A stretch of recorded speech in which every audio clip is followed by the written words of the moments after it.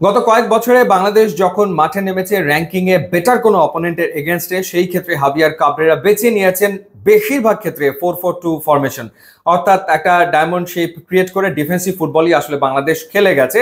এবং বেশিরভাগ ম্যাচে বাংলাদেশের লক্ষ্য ছিল আসলে গোল না খাওয়া এবং কোনোভাবে আসলে ম্যাচটা ড্র করে মাঠ থেকে যদি বেরিয়ে যাওয়া যায় সেটাই আসলে অ্যাচিভমেন্ট। এবং খুব রেয়ারলি আসলে বাংলাদেশ 4-3-3 ফরমেশনে গত কয়েক বছরে হাভিয়ার কাবরেরার নেতৃত্বে মাঠে নেমেছে। এখন প্রশ্ন হলো যে ভারতের বিপক্ষে বাংলাদেশটি কি ধরনের ফুটবল খেলবে এবং হাভিয়ার কাবরেরা তিনি আসলে কি ধরনের ফরমেশন বা ট্যাকটিক্স স্ট্র্যাটেজি তিনি নেবেন এবং একাদশ প্লেইং একাদশ আসলে কেমন হবে। তো সেই ক্ষেত্রে ট্রান্সফার মার্কেট তারা একটা সম্ভাব্য একাদশ দিয়েছে যে এই একাদশ খেলতে পারে ভারতের বিপক্ষে, সেই একাদশটা নিয়ে আলোচনা করতে চাই। গোলরক্ষক মিতুল মার্মা এবং সেই ক্ষেত্রে রক্ষণ ভাগে দুই সেন্টার ব্যাক হিসেবে থাকছেন তপু বর্মন এবং তারেক কাজী, এটা অনুমান করাই যায়। এবং সেই ক্ষেত্রে বাদিকে থাকছেন ইসা ফয়সাল এবং ডান দিকে থাকছেন তাজউদ্দিন। এই হচ্ছে বাংলাদেশের ব্যাক ফোর। এবং তার ঠিক ওপরে ডিফেন্সিভ মিডফিল্ড পজিশনে দেখানো হচ্ছে হামজা চৌধুরীকে। এবং হামজা চৌধুরীর দুপ্রান্তে দুদিকে থাকছেন, একদিকে রাইটে থাকছেন জামাল ভুইয়া এবং বাদিকটা থাকছেন হৃদয়।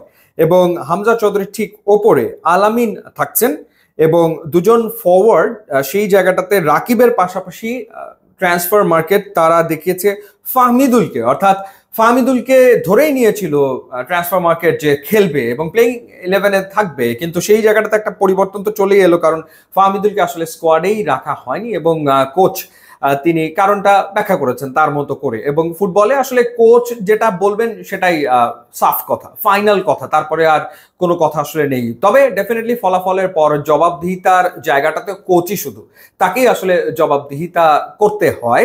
এবং যদি রেজাল্ট বাংলাদেশ তার অনুকূলে আনতে না পারে, হাভিয়ার কাবরেরাকে এই প্রশ্নের উত্তর বারংবার আসলে তাকে হয়তো দিতে হবে যে কেন ফাহমিদুলকে আসলে স্কোয়াডে রাখাই হলো না ভারতের বিপক্ষে।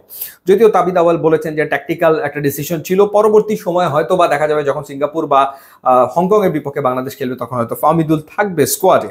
তো এই হচ্ছে ট্রান্সফার মার্কেটের একাদশ, যেই জায়গাটাতে মোরসালিনকেও বিবেচনা করা হয়নি, ইনজুরি থেকে উঠেছেন, খুব বেশি ম্যাচ তিনি খেলতে পারেননি, সেই কারণে তাকে এই জায়গাটাতে রাখা হয়নি।